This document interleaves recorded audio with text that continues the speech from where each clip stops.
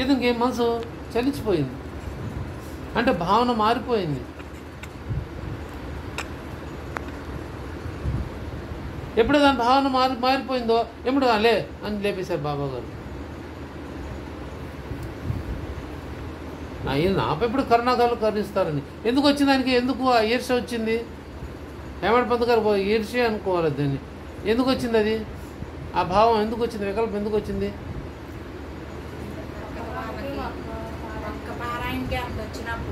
ఏమొచ్చింది? ఏం ఫలితం వచ్చింది?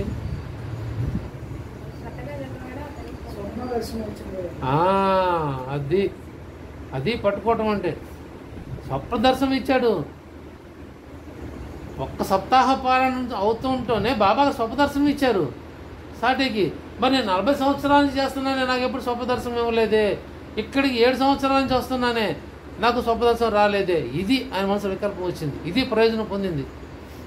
సామాన్య విషయం. సద్గురు స్వప్న దర్శనం అంటే అంత చిన్న మాట కాదు అది. మనం అనుకుంటే రారు, ఆయన కనిపించాలనుకుంటే ఆయన అనుగ్రహిస్తేనే వస్తారు.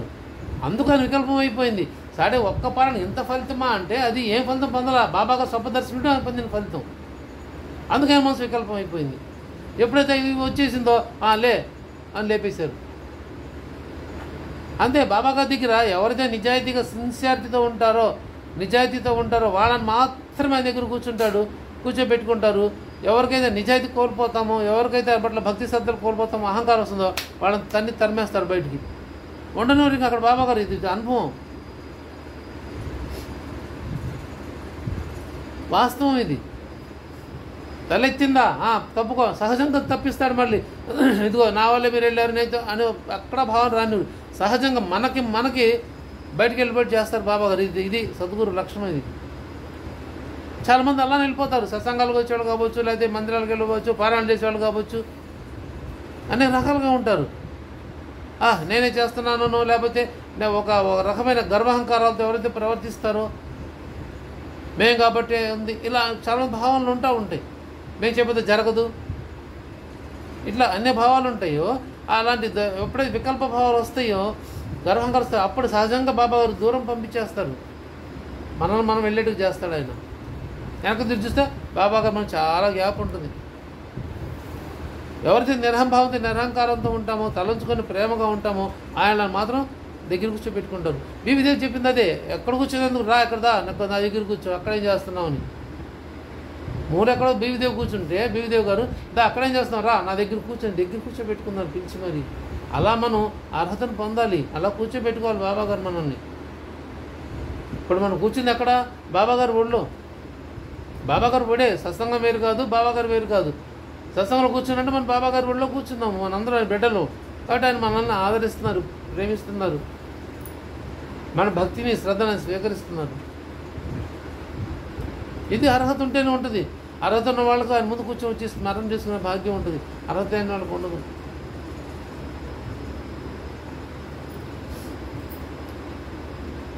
అర్హతను మనం ఎప్పుడు కోల్పోకూడదు. చక్కగా బాబాగారు పాదాలు ఒత్తుతూ కూర్చున్న హేమంత్ పంత్ గారు వికల్పం ఎందుకు వచ్చిందంటే ఇది కారణం. మనసు చలించిపోయింది. ఒక్కసారే పారాయణగా స్వప్నదర్శనం ఇచ్చారా బాబాగారు? మరి నాకు ఇవ్వలేదే.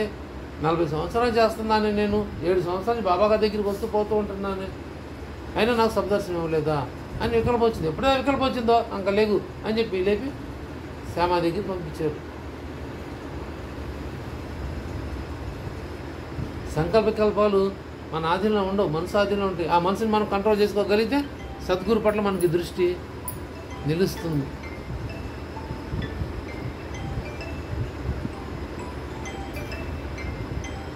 అవి నిలపాలంటే ఏం చేయాలి? మనలో ఉన్న అజ్ఞానం తొలగించుకోవాలి. మనం జ్ఞానం నేర్చుకోకలా, మనలో ఉన్న అజ్ఞానం తొలగించుకోవాలి. తెలుసుకోవటమే అజ్ఞానం తొలగించుకోవటం. ఎప్పుడైతే మన అజ్ఞానం తొలగిపోతుందో అప్పుడు మనం జ్ఞానవంతులం అవుతాం.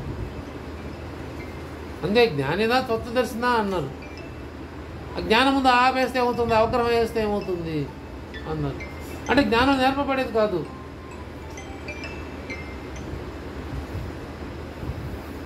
తెలుపబడేది. ఎప్పుడు తెలుపుతుంది? అజ్ఞానం ఏందో తెలియజేస్తే ఆ మిగిలిందే జ్ఞానం.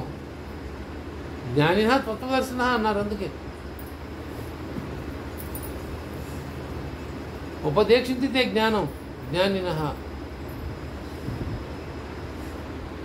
జ్ఞానం వదులు ఆపెడితే ఏమవుతుంది అంటే తెలిపేదేంది? జ్ఞానం తెలపబడదురా నానా, అజ్ఞానాన్ని తెలిపితే మిగిలిందే జ్ఞానం అవుతుంది అని చెప్పి అన్నారు.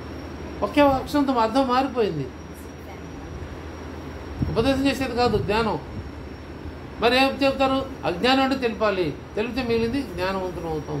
అదే మనం నేర్చుకోవాల్సింది. ఇప్పుడు అజ్ఞానంతోనే హేమంత్ పంత్ గారికి వికల్పం వచ్చింది. రాబట్టి ఏం చేశారు? నా లేకు బయలుదేరు అని చెప్పి శ్యామ దగ్గర పంపించారు, దక్షిణ తీసుకురా అని.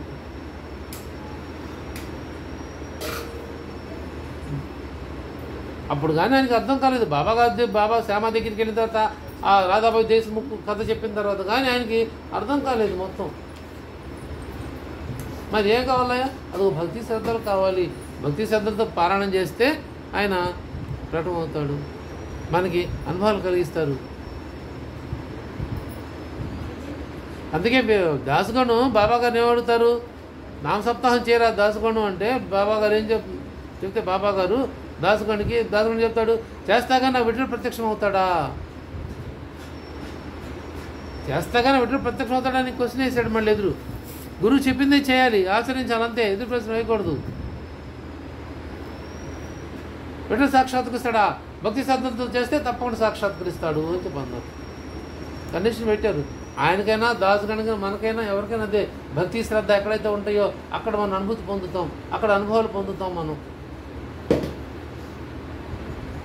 ఆ అనుభవాలే బాబాగారి లీలలు.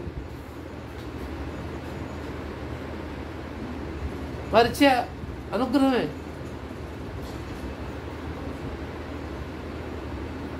మనకి ఏమి ఇవ్వకరాదు, ఆయన అడిగి కేవలం భక్తి శ్రద్ధ, సమయాన్ని కేటాయించాలి, ఇంతే.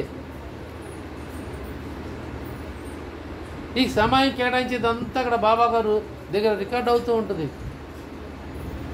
ఎవరెన్ని నిమిషాలు నాకు కేటాయించారు, నా స్మరణకి ఎవరెంతసేపు చేర్చారు, ఎవరు ఎలా వచ్చారు, అవన్నీ తెలుస్తాయి బాబాగారికి. ఎందుకంటే సర్వంతర్యామి అందరిలో ఉన్నారు. సర్వవ్యాపుడుగా సర్వంతర్యామిగా ఉన్నారు బాబాగారు. సర్వజ్ఞుడు. సృష్టిలో ఎక్కడేం జరిగినా బాబాగారికి తెలియకుండా ఉండదు, సత్యం చెప్తుంది. కాబట్టి మన యొక్క మనోభావాలను బట్టి, మన భావాన్ని బట్టి మనం బాబాగారి దగ్గర ఫలితాన్ని పొందుతాం. ఈ భావాలు అంటేనే సద్భావాలు అవి కలిగి ఉండాలి. ఆ సద్భావం ఆయన పట్ల భక్తి శ్రద్ధతో ఉండాలి. శ్రద్ధాభక్తుల మార్గం అంకితుడిని అన్నారు. అలాంటి శ్రద్ధని భక్తిని మనం పెంపొందించుకోవాలి. భగవద్గీత శ్రీకృష్ణుడు చెప్పిన, రామాయణంలో రాముడు చెప్పిన, వాల్మీకి మహర్షి రాసిన, సత్యతలో బాబాగారు రాయించిన ఏ మత గ్రంథం తీసుకున్నా కూడా కేవలం లక్ష్యం ఒకటే, భక్తితో పూజించండి, శ్రద్ధతో ఉండండి. ఇదే బాబాగారు 2 పైసల రూపంలో అడిగారు. శ్రద్ధ సబూరి 2 పైసలు నాకు దర్శనం సమర్పించండి అని. లౌకిక డబ్బులు అడగలేదు. మన స్వతహాగా మన సొంతంగా ఇచ్చేది అడిగారు ఆయన. ఆ శ్రద్ధని సబూరిని మనం బాబాగారు సమర్పించగలగాలి. శ్రద్ధ అంటే సమయానికి వచ్చి ఆయన ముందు కూర్చోవటం. సబూరి అంటే అయ్యే వరకు మనం ఓపిక పెట్టి ఉండటం. అయ్యో టైం అయిపోతుంది, వెళ్ళిపోవాలి, ఇంటి దగ్గర మా ఆయన ఉన్నాడే, మా ఆవిడ ఉంది, మా పిల్లలు ఉన్నారు, ఇవన్నీ కాదు, ఉండకూడదు. అది సహనం కోల్పోయినట్టు అవుతుంది. సహనం, ఓర్పు. ఎప్పుడైతే ఓర్పు ఆయన దగ్గర కూర్చుంటామో అప్పుడే మనకి సత్ఫలితాలు ఇస్తారు భగవంతుడు, సద్గురు. అలాంటి ఓర్పుని, శ్రద్ధని, భక్తిని బాబాగారు మనందరికీ అనుగ్రహించమని, అనవరతం భక్తి శ్రద్ధలతో బాబాగారి నామస్మరణ చేసిన భాగ్యాన్ని మనందరికీ ప్రసాదించమని బాబాగారి దివ్య పాదములను ప్రార్థిస్తూ వేడుకుంటూ, శ్రీ సచ్చిదానంద సమర్థ సద్గురు సాయినాథ్ మహారాజ్ की जय। सर्वे जना सुखिनो भवन्तु, लोका समस्ता सुखिनो भवन्तु, समस्त सन्मंगलानि भवन्तु। ओम शांति शांति शांति।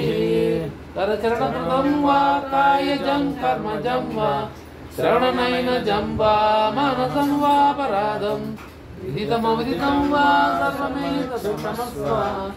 जय जय करुणाब्धे श्री प्रभो साईनाथ श्री सच्चिदानंद समर्थ सद्गुरु साईनाथ महाराज की जय। सर्वं श्री साईनाथ।